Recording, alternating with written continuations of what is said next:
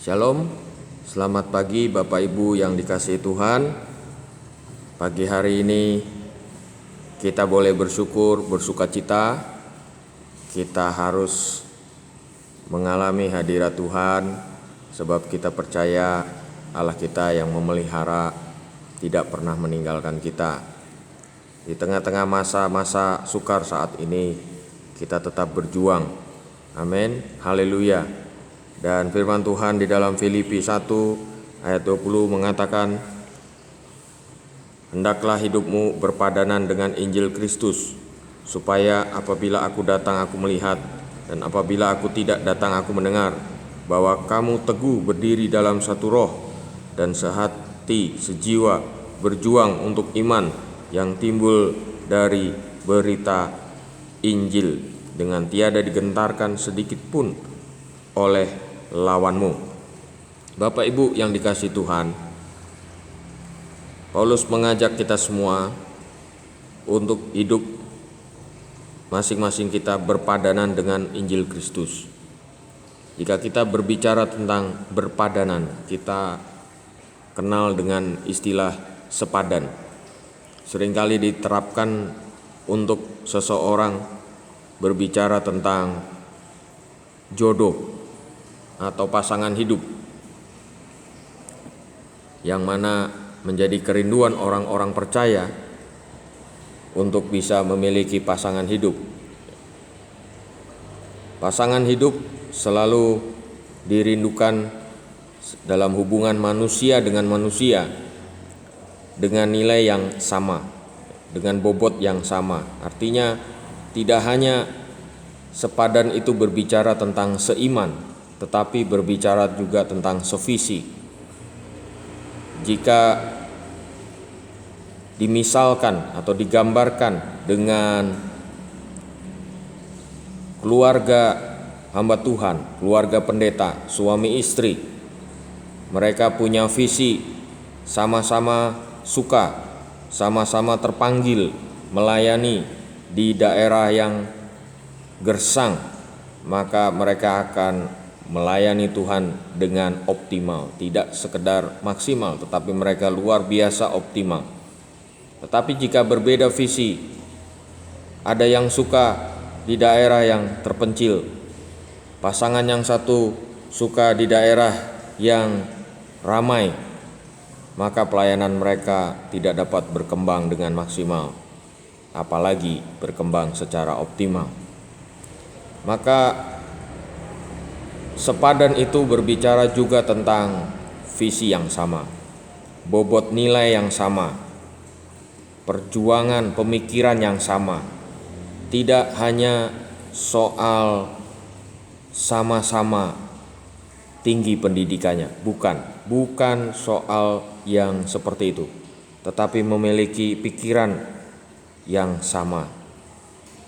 Terlebih kalau kita melihat dari hubungan juga orang tua dengan anak. Orang tua memiliki visi agar anaknya bisa menjadi seorang dokter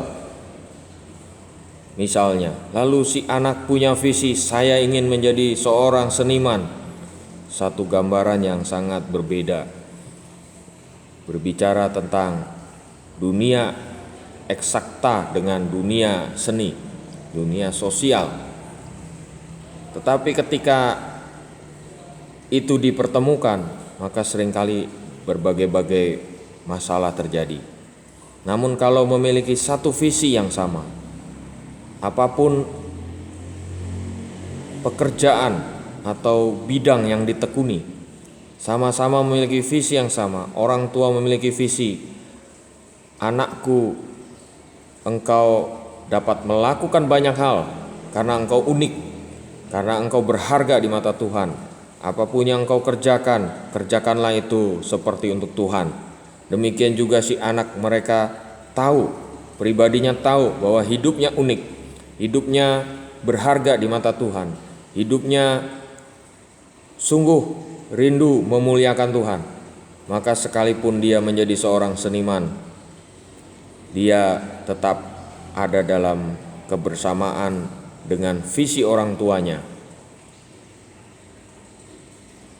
Ini dalam hubungan manusia dengan manusia akan menjadi optimal ketika memiliki visi yang sama, memiliki pemikiran yang sama, memiliki bobot nilai, keyakinan yang sama. Itu berbicara tentang kesepadanan, apalagi di dalam bidang kerohanian, apalagi ketika kita berbicara tentang nilai kebenaran firman Allah. Dikatakan di sini, hendaklah hidupmu berpadanan dengan Injil Kristus. Injil Kristus sudah jelas posisinya ideal, sempurna, benar, tak terbantahkan, dapat dibuktikan. Dan kita manusia tidak sempurna, namun kita diajak untuk mengikuti yang sempurna, mengikuti yang benar, mengikuti yang ideal, bahkan harus menjadi pribadi yang senilai dengan Injil Kristus, senilai dengan kehidupan Yesus, sevisi dengan apa yang dipikirkan Allah yang hidup. Itulah perjuangan kita, itulah berkat kita menjadi semakin serupa, menjadi semakin ideal di dalam pemikiran Allah. Bukan pemikiran diri kita sendiri, tetapi pemikiran dari Allah.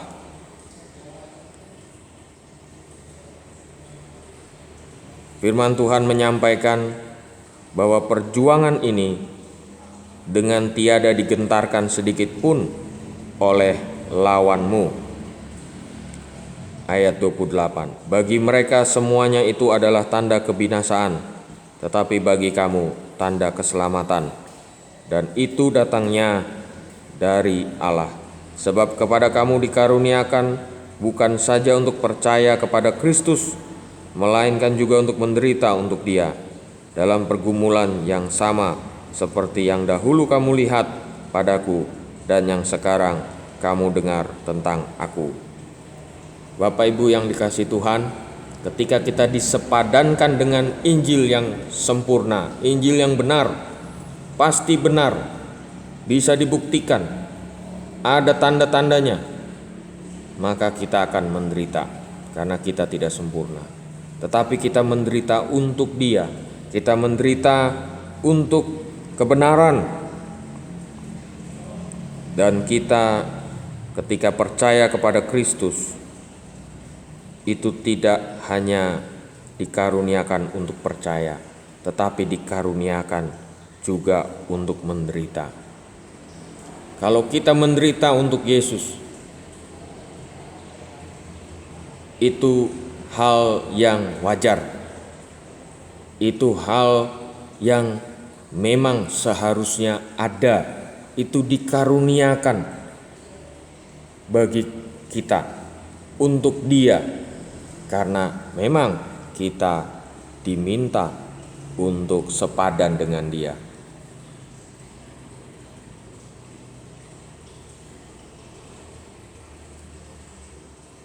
Pergumulan demi pergumulan kita selalu lihat dalam kehidupan orang percaya, sekalipun Rasul Paulus yang menyampaikan di dalam kitab Filipi ini. Perjuangannya, penderitaannya, menjadi pengikut, menjadi murid, menjadi hamba Kristus Yesus, itu sama juga dengan yang kita kerjakan sekarang. Kita akan berjumpa dengan berbagai-bagai penderitaan, kesukaran, tetapi itu semua dalam rangka untuk menjadi serupa dengan Kristus, dalam rangka sepadan dengan Injil, sehingga kita disempurnakan hari lepas hari. Tidak digentarkan sedikit pun oleh lawanmu. Siapa lawan kita? Lawan kita kuasa iblis, lawan kita kuasa dunia ini, lawan kita kedagingan. Tetapi kita tidak digentarkan oleh itu. Amin. Haleluya. Bagi mereka, bagi dunia, bagi kuasa gelap, bagi pikiran-pikiran dunia yang menyesatkan kita, menderita bagi Yesus adalah kebinasaan, adalah kesusahan yang merugikan.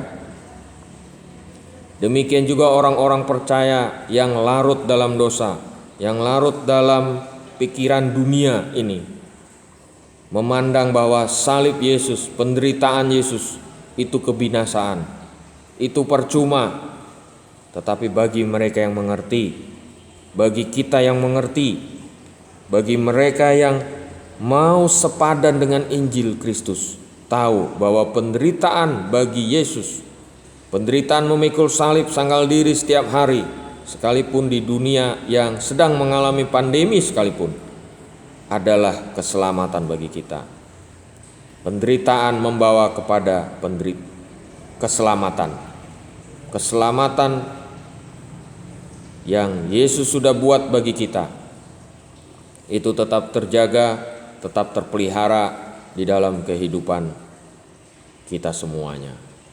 Kita pasti dapat masuk dalam Injil, kita masuk dalam kebenarannya. Sekalipun menderita, kita tahu kita selamat. Itulah kesukaan orang-orang percaya.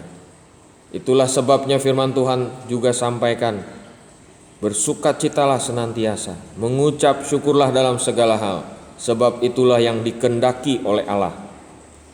Mengucap syukur, bersukacita, tidak berbicara tentang kesukaan, keberhasilan, kedamaian, kesuksesan, tetapi juga tentang penderitaan.